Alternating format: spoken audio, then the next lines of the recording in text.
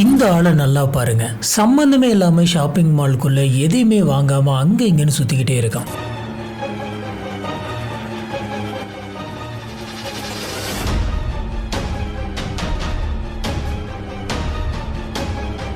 அடுத்த கொஞ்ச நேரத்திலேயே எல்லோ ஜாக்கெட் போட்ட ஒரு பொண்ணை பார்த்த மாதிரி எக்ஸிட்டுக்கு பக்கத்துல வந்துட்டு உக்காந்துருப்பான். ஒரு 15 நிமிஷமா எந்த ஒரு வேலையுமே பண்ணாம சும்மாவே உக்காந்துருப்பான்.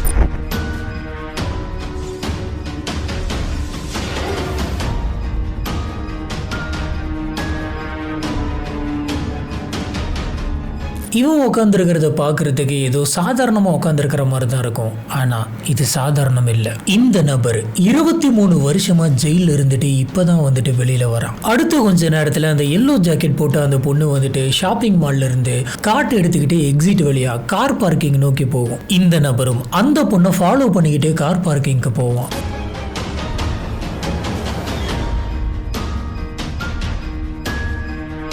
இந்த விஷயம் இந்த ஷாப்பிங் மால்ல நடந்துட்டு இருக்க அதே சமயம் இன்னொரு பக்கம் வந்து பாத்தீங்கன்னா 22 வயசான ட்ரூ அப்படின்ற ஒரு பொண்ணு வந்துட்டு ஷாப்பிங் பண்ணிட்டு இருக்கு. இப்படி இவங்க ஷாப்பிங் பண்ணிட்டு இருந்த அந்த சமயம் திடீர்னு அவங்களுக்கு ஒரு ஃபோன் கால் வருது.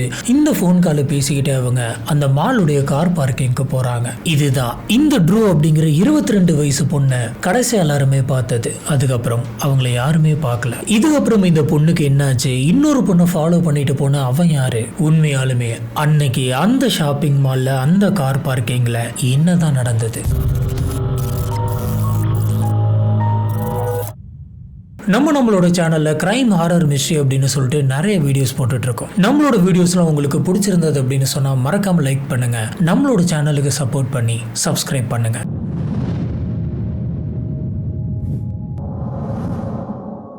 Grand Forks police department, North Dakota, America. Night ஒரு 9:47 இருக்கும். பில் அப்படின்ற போலீஸ் ஆஃபீஸர் காஃபி எடுத்து வச்சு குடிக்கலாம் அப்படின்ட்டு உட்காந்துருக்காரு. அப்ப திடீர்னு போலீஸ் ஸ்டேஷன்ல ஒரு டெலிஃபோன் ரிங் அடிக்குது.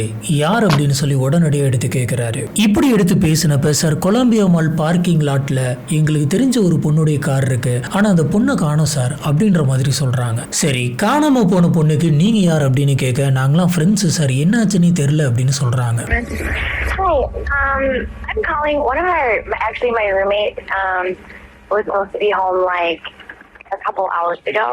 இப்போ போலீஸ் ஆஃபீஸர் பில் வந்துட்டு என்ன ஈவினிங்கில் இருந்தானே காணோம், அநேகமாக அவங்க குடிச்சிட்டு எங்கேயாச்சும் வெளியில் அவங்க ஃப்ரெண்ட்ஸ் வீட்டுக்கு போயிருப்பாங்க, நல்லா தேடி பாருங்க, இன்னும் கொஞ்சம் நேரத்தில் வந்துருவாங்க அப்படின்னு சொல்கிறாரு. ஏன்னா இவர் என்ன நினைக்கிறாரு அப்படின்னு பார்த்தீங்கன்னா, அந்த சமயத்தில் நிறைய காலேஜ் படிக்கக்கூடிய பசங்க அங்கே இருக்கக்கூடிய பாருக்கு போயிட்டு நல்லா குடிச்சிட்டு அவங்களோட ஃப்ரெண்ட்ஸோட வீட்லேயே போயிட்டு நல்லா படுத்து தூங்கிடுவாங்க. இது ஏதோ அந்த மாதிரியான ஒரு கேஸ் போல இருக்கு, கூட இருக்கிறவங்க தான் தேவையில்லாமல் பயப்படுறாங்க அப்படின்ற மாதிரி நினைக்கிறாரு. ஆனால் லைனில் இவங்க ஃப்ரெண்ட்ஸ்லாம் வந்துட்டு என்ன சொல்கிறாங்க அப்படின்னு பார்த்தீங்கன்னா, சார் ட்ரூ இதுக்கு முன்னாடி இந்த மாதிரி பண்ணதே கிடையாது, என்ன ஆனாலும் எங்கே வெளியில் போனாலும் எங்களுக்கு இன்ஃபார்ம் பண்ணிட்டு தான் போவாள். அவள் ஃப்ரெண்ட்ஸு, கூட ஒர்க் பண்ணுறவங்க, அப்புறம் அவங்களோட பேரண்ட்ஸ் அப்படின்னு சொல்லி யாருக்கிட்டையுமே இன்ஃபார்ம் பண்ணல சார், எங்களுக்கு பயமாக இருக்குது, உடனடியாக வந்து பாருங்க அப்படின்ற மாதிரி ரொம்ப ரெக்வஸ்ட் பண்ணி கேட்குறாங்க. இது கேட்டதுக்கப்புறம் ஆஃபீஸர் பில்லுக்கு ஒருவேளை உண்மையாலுமே யாராச்சும் கடத்திருப்பாங்களோ அப்படின்னு தோணுது. இதுக்கு நம்ம நேரில் போயிட்டு கன்ஃபார்ம் பண்ணலாம் அப்படின்னு சொல்லி இவங்க சொல்கிற அந்த மாலுடைய பார்க்கிங் லாட்டுக்கு இந்த பில் அப்படின்ற போலீஸ் ஆஃபீஸர் டைரக்டாக போயிட்டு பார்க்குறாரு. அந்த கொலம்பியா மால்ல நைட் டைம் பயங்கரமான குளிர், பனிப்பொழிவும் இருக்கு. இப்படி கொட்டுற அந்த பனியெல்லாம் வந்து பாத்தீங்கன்னா காருக்கு முன்னாடி இருக்கக்கூடிய அந்த பேனட்ல அப்படியே பதியுது. பில் கையில ஒரு டார்ச் எடுத்து அந்த காரோடைய டிரைவர் சீட்டுக்குள்ள இப்படி அடிச்சு பாக்குறாரு, உள்ள என்ன இருக்குன்னு. உள்ளார யாருமே இல்ல. அப்படியே லைட்டை வந்துட்டு சைட்ல அடிச்சு பாக்குறாரு. அதுக்கப்புறம் அந்த காருக்கு பின்னாடி அடிச்சு பாக்குறாரு. பின்னாடி நிறைய கவர்ஸ் எல்லாம் இருந்திருக்கு, கிஃப்ட் ரேப்பர்லாம் இருந்திருக்கு, பார்சல்லாம் இருந்திருக்கு. இதெல்லாம் பாக்குறப்ப இவங்க யாரோ ஒருத்தருக்கு கிஃப்ட் வாங்கியிருக்காங்க அப்படின்னு தெரியுது. கிறிஸ்மஸ் வேற பக்கத்துல வரப்போகுது. ஒருவேளை இவங்க இந்த கிறிஸ்மஸ்க்காக கூட இந்த கிஃப்ட் வாங்கியிருக்கலாம் அப்படின்ற மாதிரி பில் நினைக்கிறாரு. மேற்கொண்டு சர்ச் பண்ணதுல ட்ரூவோடைய வேலட்டும் வந்து பாத்தீங்கன்னா அந்த காருக்குள்ளே தான் இருந்திருக்கு. வேலட்டு கூட எடுக்காம ட்ரூ எங்க போனாங்க? இது கொஞ்சம் சீரியஸான கேஸ் தான் போல இருக்கு அப்படின்னு சொல்லி பில் ஸ்டேஷனுக்கு கால் பண்ணி மற்ற போலீஸ் ஆஃபீஸர்ஸ்க்கு இன்ஃபார்ம் பண்றாரு. அதுக்கப்புறம் இந்த ஃப்ரெண்ட்ஸ் எல்லாத்தையுமே கூப்பிட்டு வச்சு போலீஸ் ஸ்டேஷன்ல என்ன ஆச்சு அப்படின்ற ரிப்போர்ட் எழுதி வாங்குறாரு. இப்பதான் காணாம போன அந்த பொண்ணுடைய பேர் வந்துட்டு ட்ரூ கேட்ரினா ஜோடின் அப்படின்றது தெரியுது. எல்லாருமே அந்த பொண்ணை வந்துட்டு ட்ரூ அப்படின்னு சொல்லுவாங்க. இந்த பொண்ணுக்கு 22 வயசு ஆகுது. இந்த பொண்ணு அங்க இருக்கக்கூடிய ஒரு காலேஜ்ல கிராஃபிக் டிசைனரா படிச்சிட்டு இருக்கு. இந்த பொண்ணு அங்க இருக்கக்கூடிய ஒரு பெரிய காலேஜ்ல கிராஃபிக் டிசைனிங் படிச்சிட்டு இருக்கு. இது மட்டும் கிடையாது, படிச்சிட்டு இருக்க அந்த சமயத்திலே வந்து பாத்தீங்கன்னா இன்னும் 2 இடத்துல பார்ட் டைமா ஒர்க் பண்ணிட்டு இருக்கு. விக்டோரியா சீக்ரெட்ல இன்டர்னா தான் ஒர்க் பண்ணிட்டு இருக்காங்க. இந்த ஒர்க் ஷிஃப்ட்டை முடிச்சதுக்கு அப்புறம் தான் அம்மாவுக்கு gift வாங்கலாம் அப்படின்னு சொல்லிட்டு அந்த ஷாப்பிங் மாலுக்கு போயிருக்காங்க. ஃப்ரெண்ட்ஸ் எல்லாம் வந்து பில்லை பார்த்து என்ன சொல்றாங்கன்னா, சார் அவ ரொம்ப ரொம்ப ரெஸ்பான்சிபிளான ஒரு பொண்ணு, முடியாத நிறைய பேருக்கு போயிட்டு ஹெல்ப் பண்ணிட்டு இருப்பா, சேரிட்டிஸ்க்கு கூட வாலண்டியரா நிறைய தடவை போவா, ரொம்பவே நல்ல மனசு சார், சொல்லாமலாம் எங்கேயுமே போக மாட்டா, கோடு போட்டு வாழ்ற ஒரு கேரக்டர், எங்களுக்கு என்னமோ பயமா இருக்கு சார், தயவு செஞ்சு சீக்கிரம் கண்டுபிடிச்சு தாங்க அப்படின்னு கேட்குறாங்க. இவங்க சொல்றது வச்சு பார்க்குறப்ப நவம்பர் 22 இவங்க விக்டோரியா சீக்ரெட்ல அவங்களோட ஷிஃப்ட்டை முடிச்சிட்டு 4 மணிக்கு வெளியில கிளம்பி இருக்காங்க. இப்படி வெளியில போன இவங்க குளிருது அப்படின்னு சொல்லி அவங்களோட ஜாக்கெட் எடுத்து மாட்டிக்கிட்டு ஹேர் ஸ்டைல்லாம் வந்துட்டு சரி பண்ணிட்டு அவங்களோட வேலட் எடுத்துக்கிட்டு ரொம்பவே சந்தோஷமா அந்த ஷாப்பிங் மால்குள்ள போயிருந்திருக்காங்க அம்மாவுக்கு கிஃப்ட் வாங்குறதுக்காக. அந்த மாலே வந்து பார்த்தீங்கன்னா ரொம்ப பிளசண்டா இருந்திருக்கு. அடுத்த மாசம் கிறிஸ்மஸ் வந்துட்டு இருக்கு அப்படிங்கிறதுனால அந்த மால்ல கிறிஸ்மஸ்க்கு சம்பந்தமான டெக்கரேஷன் எல்லாமே இருந்திருக்கு. ரொம்ப சாஃப்டான மியூசிக் வந்துட்டு பிளே ஆயிட்டு இருக்கு. ட்ரூ வந்து அங்க இருக்கக்கூடிய போஸ் செக்ஷனுக்கு போயிட்டு ஒவ்வொரு பர்ஸா பார்த்துட்டு இருக்காங்க. காரணம் என்னன்னா அவங்க அம்மாவுக்கு போஸ் அப்படின்றது ரொம்ப பிடிக்கும். இந்த பர்த்டேக்கு நம்ம போஸ் வாங்கி தரலாம் அப்படின்னு நினைச்சாங்க. இந்த சமயம் தான் கரெக்டா 5 மணி ஆகுறப்ப ட்ரூவோடைய மொபைலுக்கு ஒரு கால் வந்தது. இந்த கால் பண்ணது வேற யாரும் கிடையாது, ட்ரூவோடைய பாய் ஃப்ரெண்டான கிரிஷ். இவங்க அந்த ஃபோன் கால் பேசிக்கிட்டே ஷாப்பிங் மாலை விட்டு வெளியில போறது வந்துட்டு ரொம்ப கிளியரா இந்த ஃபுட்டேஜ்ல இருக்கு. இப்போ ட்ரூ வந்து கிஃப்ட் எல்லாத்தையுமே வாங்கி முடிச்சதுக்கு அப்புறமா ஃபோன் பேசிக்கிட்டே கார் பார்க்கிங் நோக்கி போறாங்க. அதுக்கப்புறம் அந்த கார் பார்க்கிங் ஏரியாவில் வந்துட்டு பெருசா எந்த ஒரு சிசிடிவி ஃபுட்டேஜும் இருக்க கிடையாது. அதனால அங்க அவங்களுக்கு என்ன ஆச்சு அப்படிங்கிறது தெரியல. ஆனா கடைசியா அவங்கள ஃபுட்டேஜ்ல பாக்குறப்ப இது ரொம்ப நார்மலான ஒரு கால் மாதிரி தான் இருக்கு. அவங்களோட பையெல்லாம் வந்துட்டு ஸ்விங் பண்ணிக்கிட்டே ரொம்பவே நார்மலா தான் பேசிக்கிட்டு வெளியில போயிருக்காங்க. இப்படி இவங்க பேசிக்கிட்டே வெளியில போன அந்த சமயம் வந்து பாத்தீங்கன்னா டைம் 5:04. சடனா ட்ரூ வந்துட்டு எதையோ பார்த்த மாதிரி ஓ மை காட் அப்படின்னு சொல்லியிருக்காங்க. உடனே ஃபோன் கால் வந்துட்டு கட் ஆயிருக்கு. இதுதான் கடைசியா அவங்க பேசின ஃபோன் கால். கிரிஷ் இதை பத்தி போலீஸ் ஸ்டேஷன்ல வந்து ரிப்போர்ட் பண்ணியிருக்காரு. கிரிஷ் வந்துட்டு என்ன சொல்றாரு அப்படின்னு பாத்தீங்கன்னா, நாங்க நார்மலா பேசிட்டு இருந்தோம், கான்வர்சேஷன் எண்டு கூட கிடையாது. சடனா ட்ரூ வந்துட்டு ஓ மை காட் அப்படின்னு சொல்லிட்டு உடனடியாக போனை கட் பண்ணிட்டா. ட்ரூவா இந்த ஃபோன் காலை கட் பண்ணாலா இல்ல யாராச்சும் வாங்கி கட் பண்ணாங்களா, எனக்கு என்னமோ பயமா தான் இருக்குது அப்படின்னு சொல்றாரு. Police officer oh my god அப்படின்னு சொன்னது கொஞ்சம் சர்ப்ரைஸ் ஆயிட்டு யாராச்சும் புதுசா ஒரு நபரை பார்த்து சொன்ன மாதிரி இருந்ததா இல்ல பயத்துல சொன்ன மாதிரி இருந்ததா அப்படின்னு கேட்கிறாரு. இதுக்கு கிரிஷ் வந்துட்டு அவங்க சொன்ன அந்த டோன் வந்துட்டு சடனா யாரோ ஒருத்தங்க கிட்ட வந்த மாதிரி இருந்தது அப்படின்னு சொல்றாரு. இந்த ஃபோன் கால் கட் ஆனதுக்கு அப்புறமா உடனடியாக கிரிஷ் வந்துட்டு ட்ரூவுக்கு நிறைய தடவை கால் பண்ணி பார்த்திருக்காரு. ஆனா அந்த கால்லாம் வந்துட்டு ஆன்சர் ஆகல. சரி எதனாச்சும் நெட்வொர்க் இஷ்யூவாவோ வேற எதனாச்சும் வேலையாவோ இருக்கலாம், கொஞ்ச நேரத்துல ட்ரூவாவே கால் பண்ணுவா அப்படின்ற மாதிரி இவர் நினைச்சிட்டு விடுறாரு. இருந்தாலும் இவரோட மனசுக்குள்ள ஏதோ ஒரு விதமான பதட்டம் இருந்துகிட்டே இருக்கு. 6 மணி வரைக்கும் வந்து பாத்தீங்கன்னா கிரிஷ்க்கு ட்ரூ கிட்ட இருந்து எந்த ஒரு காலுமே வரல. இவர் பண்ணதுக்கும் ஆன்சர் இல்ல. இதனால பயந்து போன இவரு ட்ரூவோடைய ரூம்மேட்டுக்கு கால் பண்ணி இதை பத்தி பேசுறாரு. ட்ரூ இந்த சமயம் படிக்கிறதுக்காக தனியா ஒரு வீடு எடுத்து தான் அங்க ரூம்மேட்ஸோட தங்கி இருக்காங்க. இவங்க அவங்க அப்பா அம்மா கூட இருக்க கிடையாது, அவங்க அம்மா அப்பா தனியா இருக்காங்க. இவங்க படிக்கிற அப்புறம் வேலை பார்க்குற அந்த இடத்துக்கு பக்கத்திலே வந்துட்டு ரூம் எடுத்து தங்கி இருந்திருக்காங்க. இப்போ கிரிஷ் வந்துட்டு ட்ரூவோடைய ரூம்மேட்டு கிட்ட ஃபோன் பண்ணி பேசினப்ப அதெல்லாம் ஒண்ணுமே கிடையாது, நீ தேவையில்லாம பயப்படுற, வேற யாராச்சும் பார்த்துருப்பா இல்லைன்னா பிஸியா இருந்திருப்பா, 7 மணிக்கு அவளுக்கு அடுத்த பார்ட் டைம் ஒர்க்கும் இருக்கு, அவளுக்கு ஒரு பிரச்சனையும் ஆயிருந்திருக்காது, நீ கவலைப்படாது அப்படின்ற மாதிரி சொல்லிட்டு போனை கட் பண்ணியிருக்காங்க. அடுத்து 7 மணி ஆகுது. 7 மணிக்கு ட்ரூ அவங்களுடைய 2வது பார்ட் டைம் ஜாபை பார்க்கறதுக்காக அந்த ஆஃபீஸ்க்கு போகணும். ஆனா அன்னைக்கு அந்த ஆஃபீஸ்க்கு ட்ரூ வந்துட்டு போக கிடையாது. இதனால அந்த ஆஃபீஸில் ஒர்க் பண்ணக்கூடிய இவங்களுடைய கோவொர்க்கர்ஸ்லாம் என்னாச்சு ட்ரூ வந்துட்டு இன்னைக்கு வரவே இல்லை, சொல்லாம லீவ் போடவே மாட்டாளே அப்படின்ற மாதிரி யோசிச்சு ட்ரூவுக்கு அத்தனை பேரும் மாற்றி மாற்றி கால் அடிச்சிருக்காங்க. ஆனால் எந்த ஒரு காலையுமே ட்ரூ எடுக்கலை. இப்படியே கொஞ்சம் நேரம் போகுது. இப்போ டைம் வந்து பார்த்தீங்கன்னா 7:42. சடனா கிரிஷோட ஃபோன் வந்துட்டு அடிக்குது. யார் அப்படின்னு சொல்லி டக்குன்னு எடுத்து பார்க்குறாரு. பார்த்தா ட்ரூவோடைய மொபைல் நம்பர். எங்கே போனா இவ இவ்வளோ மணி நேரம் கழிச்சு இப்போ தான் கால் பண்ணுறா அப்படின்னு சொல்லி ஆவேசமாக இந்த கால் அட்டன் பண்ணி பேசுறாரு. ஃபோன் அட்டன் பண்ண உடனே எங்கே போயிட்ட நீ, நாங்கள் எல்லாருமே பயந்து போயிருக்கோம், இப்போ நீ எங்கே இருக்க அப்படின்ற மாதிரி கேட்குறாரு. ஆனால் அந்த காலில் வந்து பார்த்தீங்கன்னா ட்ரூ பேசலை, ரொம்பவே அமைதியாக இருந்திருக்கு. குப்பு குப்புன்னு காற்று அடிக்கிற மாதிரியான சத்தம் கேட்டிருக்கு. பட்டன்ஸ் எல்லாம் வந்துட்டு மாற்றி மாற்றி ப்ரெஸ் ஆகிற மாதிரியான சவுண்டு கேட்டிருக்கு. இவரும் ட்ரூ சொல்லி கத்திக்கிட்டே இருந்திருக்காரு. ஆனா சடனா அந்த கால் வந்து பாத்தீங்கன்னா கட் ஆயிடுச்சு. ட்ரூவோடைய மொபைல்ல இருந்தா கால் வந்திருக்கு. ஆனா ட்ரூ பேசல. ஒருவேளை வேற யாருக்கிட்டயாச்சும் இந்த போன் இருக்குமோ அப்படின்ற சந்தேகத்துல பயந்து போன கிரிஷ் வந்துட்டு மறுபடியும் ட்ரூவோடைய ரூம்மேட்டான மெக்குக்கு கால் பண்றாரு. மெக்கு வந்து பாத்தீங்கன்னா இப்ப ரூம்மேட்டு மட்டும் கிடையாது, ட்ரூவுக்கு சைல்ட்ஹுட்ல இருந்தே ஃப்ரெண்டு, சின்ன வயசுல இருந்தே 2 பேரும் ஒன்னாவே படிச்சு வளர்ந்தவங்க. மெக் அந்த ஃப்ரெண்ட்ஸுங்க எல்லாருக்குமே கால் பண்ணி பார்த்திருக்காங்க.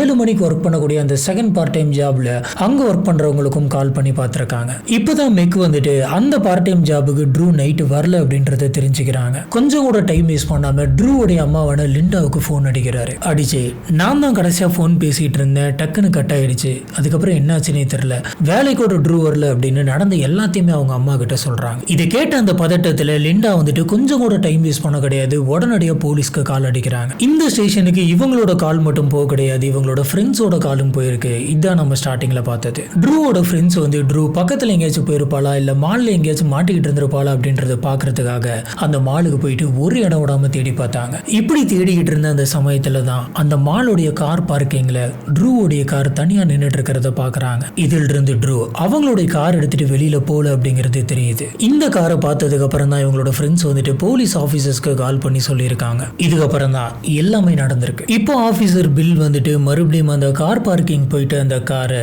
இன்னுமே டீடைல்டா போயிட்டு பாக்குறாரு. இப்படி பிளாஷ் அடிச்சு அவர் பார்த்துட்டு இருந்த அந்த சமயத்துல அந்த காருடைய பின் டயர்கிட்ட ஏதோ ஒண்ணு சின்னதா இருக்கிற மாதிரி தெரியுது. என்னது இது அப்படின்னு சொல்லி நல்லா க்ளோஸா போயிட்டு பார்த்தப்பதான் அது ஒரு சின்ன கத்தி அப்படிங்கிறது தெரியுது. அந்த கத்தியில இந்த மாலோடைய பில் வந்துட்டு சின்னதா ஒட்டி இருக்கு. இதில் இருந்து இந்த கத்தி இந்த மால்ல தான் பர்ச்சேஸ் பண்ணிருக்கு அப்படின்னு புரியுது. ரேண்டமா இந்த பக்கம் போறவங்க யாராச்சும் இந்த கத்தி இங்க மிஸ் பண்ணிட்டு போயிருந்திருக்கலாம், தவறுதலா அது கீழே விழுந்திருக்கலாம், இல்லைனா இந்த கத்தி இந்த கேஸ்க்கு ரொம்பவே சம்பந்தப்பட்டதாகவும் இருக்கலாம். இதனால பில் கையில வந்துட்டு கிளவுஸ் போட்டுட்டு அவர்கிட்ட இருந்த கவர் எடுத்து ஓபன் பண்ணி வச்சு ரொம்பவே பத்திரமா அந்த கத்தியை உள்ள போட்டு எவிடன்ஸ் எடுத்துக்கிறாரு. கரெக்டா நைட்டு 2 மணிக்கு அங்க ஒரு பிக்கப் ட்ரக் வருது. அந்த ட்ரக்ல ஆலன் அப்படின்ற ஒரு நபர் வராரு. இந்த ஆலன் யார் அப்படின்னு பாத்தீங்கன்னா ட்ரூவுடைய அப்பா. ட்ரூவுடைய அம்மாவான லிண்டா வந்துட்டு நம்மளோட பொண்ணை காணோம் அப்படின்னு சொல்லி ஆலன் கிட்ட சொல்லவும் ஆலன் வந்துட்டு 5 மணி நேரம் பிக்கப் ட்ரக்ல டிராவல் பண்ணி அந்த இடத்துக்கு வராரு. இவரை பார்த்த பில் வந்துட்டு இல்ல இன்னமே உங்களோட பொண்ணை வந்துட்டு கண்டுபிடிக்கல அப்படின்னு நடந்த டீடைல்ஸ் எல்லாத்தையுமே சொல்றாரு. பில் ஸ்டேஷன்ல எனக்கு கொஞ்சம் வேலை இருக்கு, நான் போயிட்டு வரேன் அப்படின்ற மாதிரி கிளம்புறாரு. கிளம்புறதுக்கு முன்னாடி நீங்களும் கிளம்புங்க, இங்க நின்றுட்டு இருக்கக்கூடிய இந்த காரை வந்துட்டு தொட்டுறாதீங்க, எவிடன்ஸ் எதனாச்சும் இதுல அழியறதுக்கு வாய்ப்பு இருக்கு, நீங்க கிளம்புங்க அப்படின்ற மாதிரி சொல்லிட்டு பில் வந்துட்டு அந்த இடத்த விட்டு கிளம்புறாரு. ஸ்டேஷனுக்கு போறாரு. 5 மணி நேரம் அடிக்கிற குளிர்ல பனியில அவங்க அப்பா கஷ்டப்பட்டு அந்த இடத்துக்கு வந்தாரு. பில் திரும்ப காலையில 8 மணிக்கு அந்த ஸ்பாட்டுக்கு வந்து பார்த்தப்ப ஆலன் அதே இடத்துல தான் இருந்தாரு. இதை பார்த்து ஷாக்கான பில் வந்துட்டு ஏன் சார் நீங்க வீட்டுக்கு போலியா அப்படின்னு சொல்லி கேட்க ஆலன் வந்துட்டு இல்ல சார் என்னோட பொண்ணு ஒருவேளை வெளியில எங்கேயாச்சும் போய் மறுபடியும் கார் எடுக்கிறதுக்காக இங்க வந்தா அப்படின்னா நான் என்னுடைய பொண்ணை பார்த்து பத்திரமா கூட்டிட்டு போலாம் தான் சார் இங்கே நின்றுட்டு இருக்கிறேன் அப்படின்னு சொல்றாரு. அவ்வளவு மோசமான அந்த குளிர் காலத்துல ஒரே ஒரு ஜாக்கெட் மட்டும் போட்டுட்டு அவங்க அப்பா பல மணி நேரம் அதே இடத்துல பொண்ணு ஒருன்னு உட்காந்துருக்காரு. காலையில் பில் வந்து பார்த்தீங்கன்னா போலீஸ் ஸ்டேஷனில் சில ரெக்கார்ட்ஸ் எல்லாம் வந்துட்டு கலெக்ட் பண்ணிக்கிறாரு. அதாவது ட்ரூவுடைய டெலிகாம் ரெக்கார்ட்ஸ் எல்லாமே எனக்கு வேணும், யார் யார்கிட்ட எப்போ பேசியிருக்காங்க, எவ்வளோ மணி நேரம் பேசியிருக்காங்க, கடைசியாக சிக்னல் வந்துட்டு எங்கே லாஸ்ட் ஆச்சு, எல்லா டீட்டெயிலுமே எனக்கு வேணும்னு கேட்டிருந்தாரு. இதுக்கான டெலிகாம் ரெக்கார்ட்ஸை தான் இப்போ இவர் வாங்கிட்டு வந்திருக்காரு. வாங்கிட்டு வந்து அந்த ரெக்கார்ட்ஸ் எல்லாம் ரொம்ப டீப்பாக பார்த்துருக்காரு. கடைசியாக 7:42க்கு ட்ரூவோட மொபைல்ல இருந்து கிறிஷோட மொபைலுக்கு ஒரு கால் வந்திருக்கு. இந்த கால் வந்துட்டு எந்த டவர் ஜோன்ல வந்துட்டு கனெக்ட் ஆயிருக்கு அப்படின்றத பார்க்குறாரு. இப்படி பார்த்தப்ப இது மினிசோடா கிராண்ட் ஃபோக்ஸுக்கு ஈஸ்ட் சைட்ல 25 மைல்ல தள்ளி கனெக்ட் ஆயிருக்குன்னு தெரியுது. பில் அந்த சிட்டியோட மேப்லாம் எடுத்து பார்க்கறாரு. இது இவங்களோட லிமிட்ல இருந்து தாண்டி போகுது, அதாவது வேற ஸ்டேட் லைனுக்கு போகுது. இப்படி ஒரு கேஸ் இருக்குது அப்படின்னாலே கண்டிப்பா FBI வந்துட்டு இதுல இன்வால்வ் ஆகும். இந்த சம்பவங்கள் எல்லாமே ஒரு பக்கம் போயிட்டு இருக்கு. அப்படியே அதே சமயத்துல இன்னொரு பக்கம் ட்ரூவோடைய அம்மாவான லிண்டா வந்துட்டு அவங்களோட ஃபேமிலி மெம்பர்ஸ்க்கு ஃப்ரெண்ட்ஸுக்கு சுத்தி இருக்கிறவங்க அப்படி இப்படின்னு எல்லாருக்குமே கால் பண்ணி என்னோட பொண்ணு எங்க போனான்னு தெரியல, நம்ம தான் போயிட்டு தேடி பார்க்கணும், கொஞ்சம் எனக்கு ஹெல்ப் பண்ணுங்க அப்படின்னு கெஞ்சி கேட்குறாங்க. இவங்க அவங்களுக்கு தெரிஞ்சவங்களுக்கு மட்டும் கால் பண்ண கிடையாது, மீடியாவுக்கும் கால் பண்ணி பேசியிருக்காங்க. தயவு செஞ்சு என்னோட பொண்ணை கண்டுபிடிச்சு தாங்கன்னு கேட்டிருக்காங்க. இப்ப இந்த விஷயத்தை மீடியாவில் பார்த்துட்டு எக்கச்சக்கமான வாலண்டியர்ஸ் வந்துட்டு முன் வராங்க. கிட்டத்தட்ட 1300 பேர் வந்துட்டு அந்த ஏரியாவில் ஒரு இடம் விடாம தேட ஆரம்பிச்சாங்க. அந்த இடத்த சுத்தி இருக்கக்கூடிய ரோட்ஸ்ல, பிரிட்ஜ் கிட்ட, ஃபாரஸ்ட் ஏரியாவில், அங்க சைட்ல கனெக்ட் ஆகக்கூடிய டிச்சில் கூட வந்துட்டு எல்லாருமே தேடுறாங்க. இதுல ஒரு சவாலான விஷயம் என்ன அப்படின்னு பாத்தீங்கன்னா அந்த கிளைமேட் தான். பயங்கரமான பனிப்பொழிவு, தர ஃபுல்லா வந்து பாத்தீங்கன்னா ரொம்பவே பனியா கொட்டி கிடக்கு. இந்த டெம்பரேச்சர் வந்துட்டு ரொம்பவும் கோல்டாவும் இருக்கு. ஆனா அது எதையுமே பொருட்படுத்தாம எல்லாருமே அவங்களால எந்த லெவலுக்கு முடியுமோ அந்த லெவலுக்கு சர்ச் பண்றாங்க. ஊரு ஃபுல்லா இவங்க மிஸ் ஆயிட்டாங்க, கண்டுபிடிச்சுட்டாங்க அப்படின்ற மாதிரி போஸ்டர் அடிச்சு ஓட்டுறாங்க. எல்லா பில்டிங்கோட கேம்பஸ்லயும் சுத்தி இருக்க எல்லா கடைகளையும் எல்லா கார்னர்ஸ்லயுமே வந்துட்டு இவங்களோட போஸ்டர் இருக்கு. நவம்பர் 25 கரெக்டா 3 நாள் கழிச்சு க்ரூக்ஸ்டன் ஹைவே 75 பைபாஸ் இங்க ரெட் லேக் அப்படின்ற ஒரு ரிவர் இருக்கு. இந்த ரிவருக்கு பக்கத்துல ஒரு பிரிட்ஜ் இருக்கு. இந்த பிரிட்ஜ் கிட்ட ஒரு வாலண்டியர் வாலண்டியர் வந்துட்டு தேடிக்கிட்டு இருந்த அந்த சமயத்துல பனியா படர்ந்து கிடக்கிற அந்த இடத்துல கருப்பு கலர்ல ஏதோ ஒரு பொருள் தெரியுது. இது என்னவா இருக்கும் அப்படின்ற மாதிரி இவர் கொஞ்சம் கிட்ட போய் பார்க்கறாரு. அது ஒரு ஷூ, அதுவும் லேடிஸ் யூஸ் பண்ற ஷூ. உடனடியே இவர் இந்த விஷயத்தை வந்து ஆபீசர் பில்லுக்கு கால் பண்ணி சொல்றாரு. பில் இம்மீடியட்டா அந்த இடத்துக்கு வராரு. இப்ப இந்த ஷூ வந்துட்டு ட்ரூவோட ஷூ தானா அப்படின்றத கன்ஃபார்ம் பண்றதுக்காக பில் ட்ரூவோடைய அப்பாவான ஆலன் கிட்ட இந்த விஷயத்தை பத்தி கேட்கிறாங்க. இந்த ஷூவை வாங்கி பார்த்த ஆலன் வந்துட்டு, ஆமா சார், இது என்னோட பொண்ணோட ஷூ தான். பொண்ணோட ஷூ இங்க கிடக்குது அப்படின்னு சொன்னா என் பொண்ணுக்கு என்ன ஆச்சு? கொட்டுற இந்த பனியில எங்க பார்த்தாலும் பனியா தான் கிடக்குது.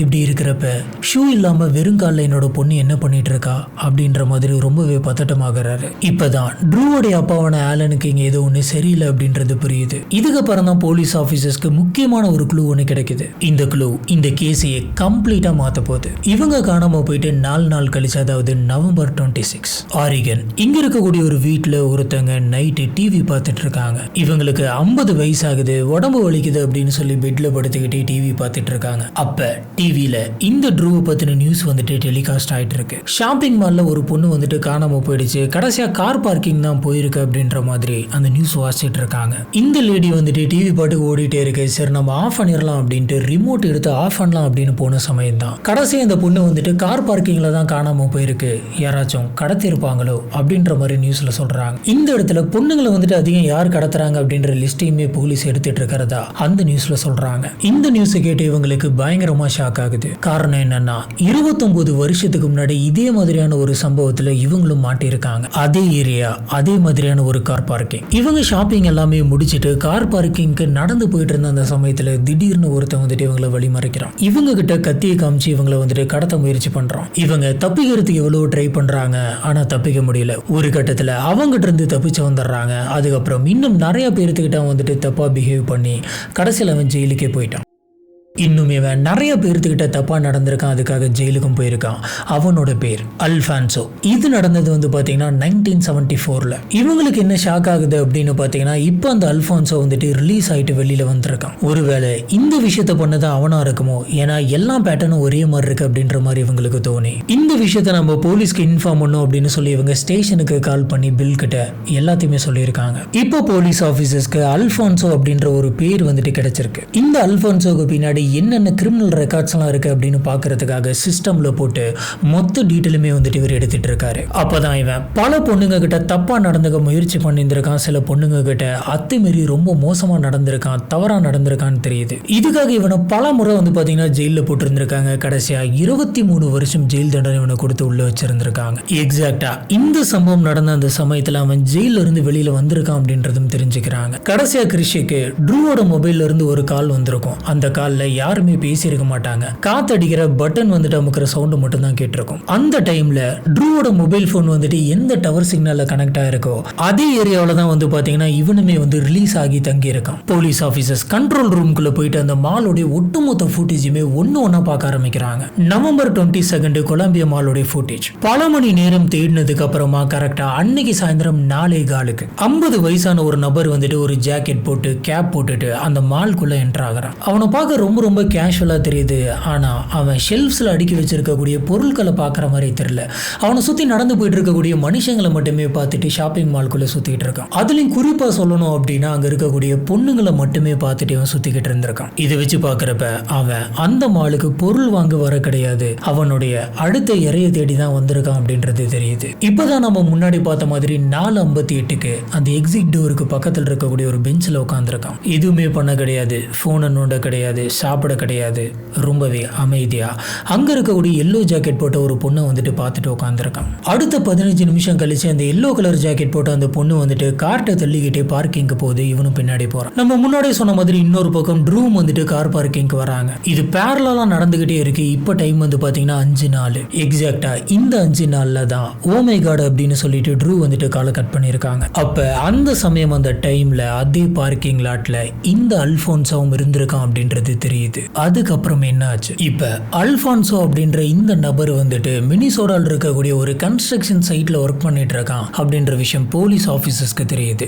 நவம்பர் 26 மதியானம் 1:30 மணிக்கு பில் வந்துட்டு மத்த போலீஸ் ஆபீசர்ஸ் கூட அந்த கன்ஸ்ட்ரக்ஷன் சைட்டுக்கு போறாரு. இப்படி போனப்ப இந்த அல்ஃபான்சோ வந்துட்டு ஒரு கேப் மாட்டிக்கிட்டு ரொம்பவே கேஷுவலா உள்ளார ஒர்க் பண்ணிக்கிட்டு இருந்தான். போலீஸ் ஆபீசர்ஸ் அங்க போயிட்டு அல்ஃபான்சோவை உன்கிட்ட கொஞ்சம் பேசணும், நீ வா அப்படின்ற மாதிரி கூப்பிடுறாங்க. இப்ப அல்ஃபான்சோட முகத்துல வந்து பாத்தீங்கன்னா போலீஸை பார்த்ததுக்கு அப்புறம் எந்த விதமான பதட்டமே இல்ல. ரொம்பவே கேஷுவலா என்கிட்ட சார் பேசணுங்கிறீங்க அப்படின்ற மாதிரி கையில போட்டிருக்க கிளவுஸ் கழட்டி வச்சுட்டு வரான். இப்போ போலீஸ் ஆபீசர்ஸ் வந்துட்டு நவம்பர் 22 கொலம்பியா மாலுக்கு ஷாப்பிங் பண்றதுக்கு நீ போனியா அப்படின்ற மாதிரி கேட்கறாங்க. அதுக்கு அல்ஃபான்சோ, ஆமா சார் நான் போயிருந்தேன், பர்ச்சேஸ் பண்ணலாம் அப்படின்ட்டு போனேன், போயிட்டு ரவுண்ட் அடிச்சிட்டு இருந்தேன், ஏன் சார் கேட்குறீங்க அப்படின்னு கேட்க போலீஸ் ஆஃபீஸர்ஸ், உனக்கு ட்ரூ அப்படின்ற ஒரு பொண்ணை தெரியுமா அப்படின்னு கேட்குறாங்க. அதுக்கு அல்ஃபான்சோ வந்துட்டு இல்லை சார் எனக்கு தெரியாது அப்படின்னு சொல்கிறான். Now a girl is abducted and taken from the store and you're right in that area. Officers, நீ அன்னைக்கு அந்த மாலுக்கு வந்து அதே சமயம் தான் ட்ரூ அப்படின்ற அந்த பொண்ணு வந்துட்டு காணாமல் போயிருக்கு. சரி அதுக்கப்புறம் நீ நியூஸ்ல கூட பார்க்கலையா, அந்த பொண்ணு மிஸ்ஸிங்னு சொல்லி இவ்வளோ நாள் தேடிக்கிட்டு இருக்காமே அப்படின்னு கேட்குறாங்க. அல்ஃபான்சோ, இல்லை சார் நான் நியூஸ்லாம் வந்துட்டு பார்க்கல, எனக்கு தெரியாது, நீங்கள் எதை பற்றி பேசுறீங்கன்னு எனக்கு புரியல. அதுவும் போக அன்னைக்கு நான் அந்த ஷாப்பிங் மால் மட்டும் போக கிடையாது, இன்னும் 2 மாலுக்கு போயிருந்தேன். அன்னைக்கு நைட்டு நான் வந்துட்டு படம் பார்த்துட்டு வீட்டுக்கு லேட்டாக தான் போனேன் அப்படின்ற மாதிரி சொல்கிறோம். உடனே போலீஸ் ஆஃபீஸர், ஓ அப்படியா, சரி எந்த படத்துக்கு போயிருந்தேன், எந்த தேட்டர் அப்படின்ற மாதிரி கேட்குறாங்க. இவன் பக்கத்தில் இருந்த மாலுக்கு தான் சார் போயிருந்தேன், once upon a time in Mexico அப்படின்ற ஒரு படத்துக்கு போயிருந்தேன் அப்படின்னு சொல்றான். போலீஸ் ஆஃபீஸர்ஸ் இப்பதான் இன்னொரு விஷயத்தை கண்டுபிடிக்கிறாங்க. இவன் சொன்ன அந்த once upon a time in Mexico அன்னைக்கு நைட் அந்த தியேட்டர்ல பிளே ஆகல. அப்படின்னா அன்னைக்கு நைட் அவன் தியேட்டருக்கு போனேன் அப்படின்னு சொன்னது போய். உடனே போலீஸ் ஆஃபீஸர் வந்துட்டு அல்ஃபான்சோவை பார்த்து, நீ அன்னைக்கு நைட்டு பார்த்ததா சொன்ன அந்த படம் வந்துட்டு அந்த தேட்டரில் அன்னைக்கு ஓடவே இல்லை, இதுக்காக நீ தேவையில்லாமல் போய் சொன்ன அப்படின்னு கேட்குறாங்க. அல்ஃபான்சோ பெரிய ஒரு பதட்டமே இல்லாமல் ரொம்ப கேஷுவலா, அப்படியா சார், அப்போ நான் வேற எதனாச்சும் ஒரு நாள் போயிருப்பேன்னு நினைக்கிறேன், நீங்கள் ரொம்ப நாள் கழிச்சு என்கிட்ட வந்து விசாரிக்கிறீங்க இல்லையா, அதனால நான் மாற்றி சொல்லிட்டேன் போல இருக்கு. ஏன்னா அந்த வாரம் பார்த்தீங்கன்னா இதே மாதிரி நான் நிறைய டைம் மாலுக்கு போயிருந்தேன், எதனாச்சும் பர்ச்சேஸ் பண்ணலாமா அப்படின்னு பார்த்தேன், மாலுக்கு போயிட்டு அதுக்கப்புறம் நான் ஒரு நாள் தேட்டருக்கு போனேன், நீங்கள் சொல்கிற அந்த நாளில் தான் நான் போயிருப்பணும் அப்படின்ற மாதிரி கொஞ்சம் கன்ஃபியூஸ் ஆகி மாற்றி சொல்லிட்டு போல இருக்கு. மற்றபடி எனக்கு அந்த பொண்ணை பற்றி எதுவுமே தெரியாது சார் அப்படின்ற மாதிரி சொல்லியிருக்கான். இருந்தாலும் ஆஃபீஸர்ஸ் வந்து நீ கொஞ்சம் இன்வெஸ்டிகேஷனுக்கு வரணும் அப்படின்ற மாதிரி கூப்பிடுறாங்க. நைட்டு ஃபுல்லாக வச்சு விசாரிச்சிருந்திருக்காங்க. இவனுக்கு எதிரான எந்த ஒரு எவிடன்ஸுமே அங்கே இல்லை, யாருமே இவனுக்கு எதிரான ஐ விட்னஸ் இல்லை, எந்த ஒரு ஆதாரமும் இல்லை. இதை வச்சுட்டு ரொம்ப நாள் இவனை உள்ள வைக்க முடியாது அப்படிங்கிறதுனால நெக்ஸ்ட் டே மார்னிங்கே வந்துட்டு இவனை ரிலீஸ் பண்ணிடுறாங்க. என்னதான் போலீஸ் ஆஃபீஸர்ஸ் இவனை ரிலீஸ் பண்ணியிருந்தாலும் இவனுக்கு தெரியாம 24 மணி நேரமும் இவனை கண்காணிச்சுக்கிட்டு இருந்தாங்க. போலீஸ் ஆஃபீஸர்ஸ் ஒரு தடவை அல்ஃபான்சோவை ஸ்டாப் பண்ணி, உன்னோட காரை நாங்கள் செக் பண்ணோம், உன் காரை நாங்கள் பார்க்கலாம்ல அப்படின்ற மாதிரி கேட்க அல்ஃபான்சோ ரொம்ப தைரியமா, சரி சார் பார்த்துக்காங்க, எனக்கு ஒன்றும் பிரச்சனை இல்லை அப்படின்னு சொல்லியிருக்கான். இதுக்கப்புறம் போலீஸ் ஆஃபீஸர்ஸ் அவனுடைய அந்த காரை வந்துட்டு ஓப்பன் பண்ணி உள்ளார பார்த்துருக்காங்க. எல்லாமே ரொம்ப கிளீனாக இருந்திருக்கு. அந்த காருக்குள்ளே வந்து பார்த்தீங்கன்னா ரொம்ப ஹெவியான ப்ளீச் ஸ்மெல் வந்துட்டு வந்திருக்கு. இன்னும் டீப்பாக தேடி பார்த்தப்ப அந்த காருக்குள்ளே வந்து பார்த்தீங்கன்னா ஃபிஷிங் ராட் இருந்திருக்கு, ப்ளீச்சிங் பவுடர் இருந்திருக்கு, ரப்பர் கிளவுஸ் எல்லாம் இருந்திருக்கு. அதுவும் அந்த ப்ளீச்சிங் பவுடர் வந்து பார்த்தீங்கன்னா ஒரு கிளாஸ் ஜார்க்குள்ள இருந்திருக்கு. Police officers glass jar open பண்ணி ப்ளீச் போட்டிருக்கிறத மட்டும் பார்த்துட்டு விட்டுருவாங்க அப்படின்ற மாதிரி அவன் நினைச்சானோ என்னமோ தெரியல. ஆனா போலீஸ் ஆஃபீஸர்ஸ் அந்த கிளாஸ் ஜாருக்குள்ள இருக்கக்கூடிய மொத்த ப்ளீச்சுமே வந்துட்டு இன்னொன்று கொட்டியிருக்காங்க. இப்படி கொட்டினப்ப அந்த கிளாஸ் ஜாருக்குள்ள ஒரு சின்ன சைஸ் கத்தி ஒன்று கிடைச்சிருக்கு. இந்த கத்தியை பார்த்த உடனே ஆஃபீஸர் பில்லுக்கு டவுட் வந்துடுது. காரணம் என்ன அப்படின்னு கேட்டீங்கன்னா, இதே மாதிரியான ஒரு கத்தி தான் வந்து காணாம போன ட்ரூவோட கார் டயர்ல கிடைச்சது. அந்த கத்தியில வந்து பாத்தீங்கன்னா சின்னதா அந்த கம்பெனியோட ஸ்டிக்கர், அந்த கடையோட ஸ்டிக்கர் வந்துட்டு இருந்தது. இந்த காருக்குள்ள கிடைச்ச எல்லா திங்ஸுமே வந்துட்டு போலீஸ் ஆஃபீஸர்ஸ் எவிடன்ஸா கலெக்ட் பண்ணிக்கிறாங்க. போலீஸ் ஆஃபீஸர்ஸ்னால இப்ப சும்மா மேம்போகா தான் சர்ச் பண்ண முடியும், மற்றபடி ஃபாரன்சிக் டீமுக்கே வந்துட்டு இந்த கார் அனுப்பிச்சு வச்சு பிரிச்சு டீட்டெயிலா சர்ச் பண்ண முடியாது. காரணம் என்ன அப்படின்னு கேட்டீங்கன்னா, அப்படி சர்ச் பண்ணோம்னா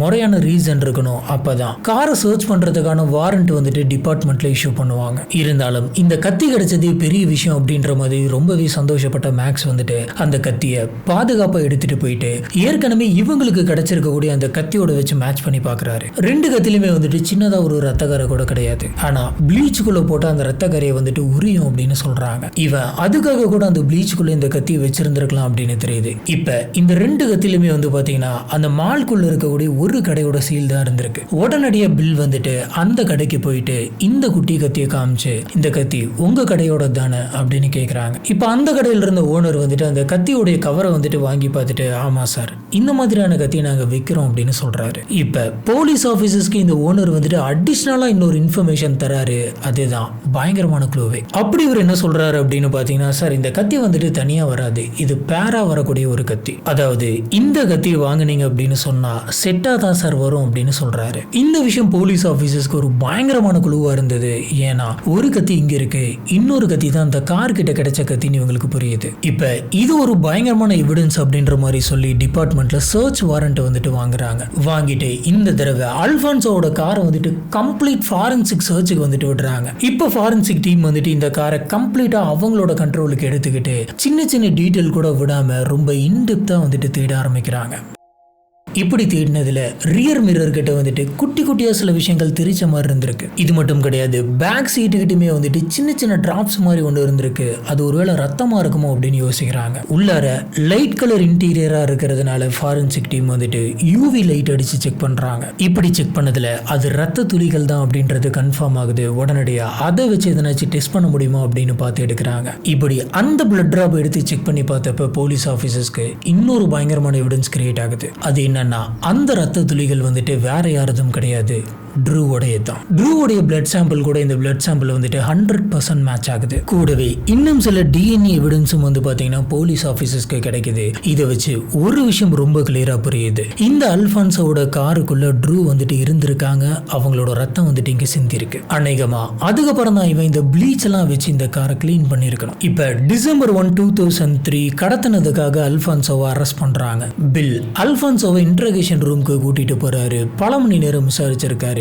ஆனா இவன் எந்த ஒரு உண்மையுமே ஒத்துக்கல. இந்த காருக்குள்ள ரத்த துளிகள் கிடைச்சிருக்கு, ஆனா அதை வச்சு இவன் வந்துட்டு கொலை பண்ணிட்டான் அப்படின்னு சொல்லிட முடியாது. உண்மையாலுமே ஒரு கொலையை பண்ணிட்டு அதை மறைச்சிட்டான் அப்படின்னு சொல்லி கோர்ட்ல சொல்லணும்னா அதுக்கு ட்ரூவோடைய சடலம் வந்துட்டு கிடைக்கணும். சடலம் இல்லாம இந்த கேஸை வந்துட்டு கொலை கேஸ் அப்படின்னு எடுத்துக்க மாட்டாங்க. இப்ப இவன் மாட்டிக்கிட்ட இந்த விஷயத்த காருக்குள்ள அந்த பயாலஜிக்கல் எவிடன்ஸ் கிடைச்சது, இது எல்லாத்தையுமே ட்ரூவோடைய அப்பா அம்மா கிட்ட சொல்றாங்க. சொன்னதுக்கு அப்புறமும் அவங்க அப்பா அம்மா என்ன நினைக்கிறாங்கன்னா, இல்ல இதனாச்சும் அடிபட்டு இருந்திருக்கலாம், ஆனா ட்ரூ இப்ப கூட உயிரோடு இருக்கிறதுக்கு வாய்ப்பு இருக்கு அப்படின்னு நம்பினாங்க. இவங்க தேடுறதை நிறுத்த கிடையாது, கண்டினியூஸா தேடிக்கிட்டே இருந்தாங்க. இந்த வின்டர் வந்துட்டு பயங்கர பனிப்பொழிவா இருந்தது, அதுலயும் விடாம தேடினாங்க. நாட்கள் வந்து வாரங்களாச்சு, வாரங்கள் வந்துட்டு மாசங்களாச்சு, ஆனா ட்ரூ வந்துட்டு கிடைக்கவே இல்லை. ஒவ்வொரு நாளும் லிண்டா வந்து பாத்தீங்கன்னா, என்னைக்காச்சும் நம்ம பொண்ணுகிட்ட பேசிட மாட்டோமா, பொண்ணு வந்துட்டு டக்குன்னு வீட்டுக்கு வந்துட மாட்டாளா அப்படின்னு சொல்லி ஒவ்வொரு நாளும் காத்துக்கிட்டு இருந்தாங்க. ஏப்ரல் 17, 2004 கரெக்டா ட்ரூ காணாம போயிட்டு 147 நாள் முடியுது. ஸ்பிரிங் சீசன் வருது. பனியெல்லாம் வந்து பாத்தீங்கன்னா கொஞ்சம் கொஞ்சமா உருகிடுது. கிராக்ஸ்டன் வெஸ்ட் சைட்ல வந்து பாத்தீங்கன்னா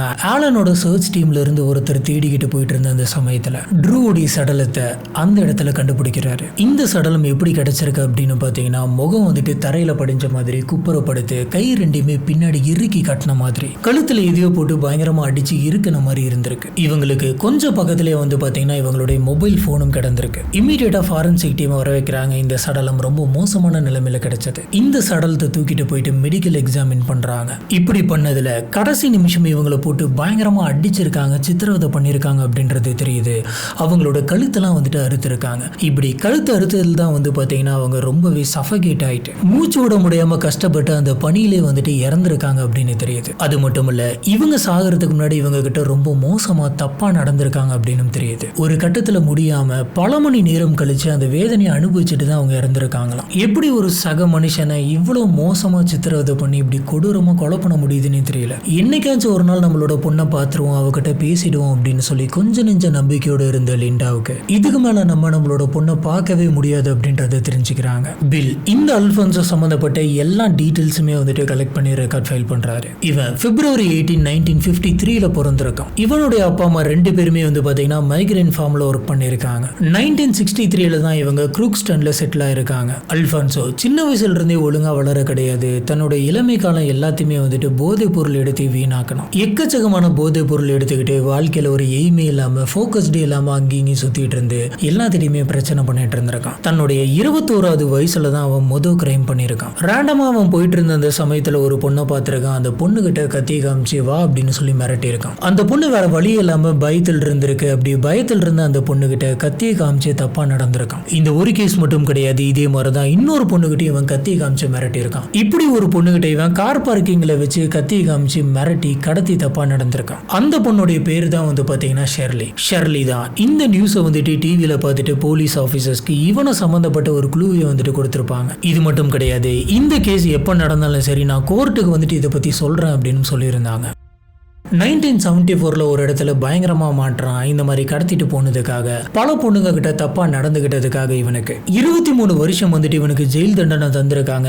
அந்த 23 வருஷமும் இவன் ஜெயிலுக்குள்ள தான் இருந்திருக்கான். இப்படி ஜெயிலுக்குள்ள இருந்தவன் 2003 தான் வந்து பாத்தீங்கன்னா ரிலீஸ் ஆயிருந்திருக்கான். க்ரூஸ்டன்ல தான் வந்துட்டு இவன் ஸ்டே பண்ணியிருந்திருக்கான். இந்த இடத்துல தான் ட்ரூவுடைய சடலம் வந்துட்டு போலீஸ் ஆபீசருக்கு கிடைச்சது. ஆகஸ்ட் 14, 2006 இந்த கேஸ் வந்து பாத்தீங்கன்னா கோர்ட்டுக்கு வருது. ஜூரி வந்துட்டு நடந்த எல்லா சிசிடிவி ஃபுட்டேஜஸ்மே பார்த்திருக்காங்க.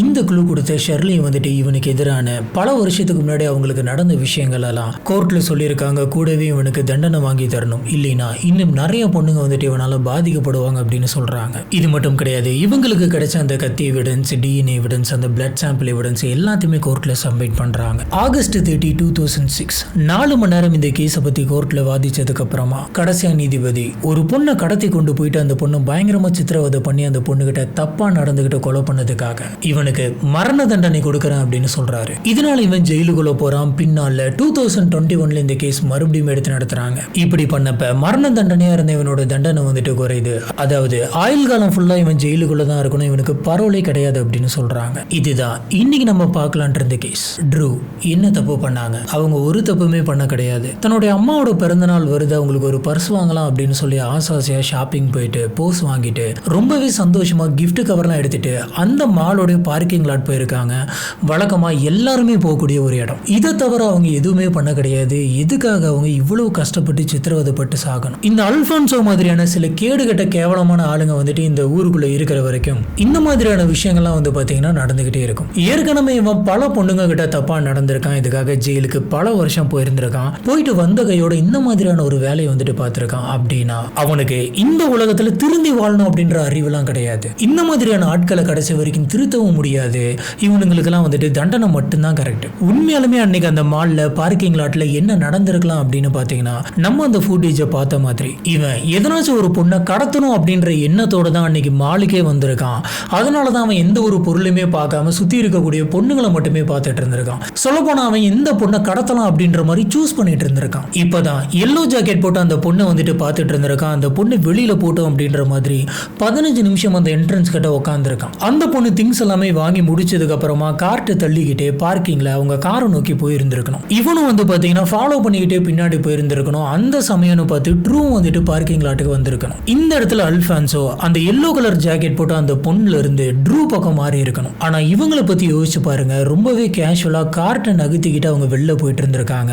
இவங்களுக்கு பின்னாடி எவ்வளவு மோசமான ஒரு நபர் வந்துட்டு இவங்களை ஃபாலோ பண்ணிக்கிட்டு இருந்திருக்கான்னு அப்போ உங்களுக்கு தெரிஞ்சிருக்காது. அந்த சமயம் ட்ரூ வந்ததுனால ஜஸ்ட் மிஸ்ல இவங்க தப்பிச்சிருக்காங்க. இல்ல அப்படின்னா ட்ரூக்கு நடந்திருந்த அந்த நிலைமை வந்துட்டு இவங்களுக்கு நடந்திருக்கும். இந்த கேஸை பத்தி உங்களுக்கு என்ன தோணுது அப்படிங்கறத கீழே இருக்கக்கூடிய கமெண்ட் பாக்ஸ்ல மறக்காம ஸ்பாட் பண்ணுங்க. நம்ம அங்க வச்சு இதை பத்தி டிஸ்கஸ் பண்ணுவோம். நம்மளோட வீடியோஸ் எல்லாம் உங்களுக்கு பிடிச்சிருக்கு அப்படின்னு சொன்னா மறக்காம லைக் பண்ணுங்க. நம்மளோட சேனலுக்கு சப்போர்ட் பண்ணி சப்ஸ்கிரைப் பண்ணுங்க.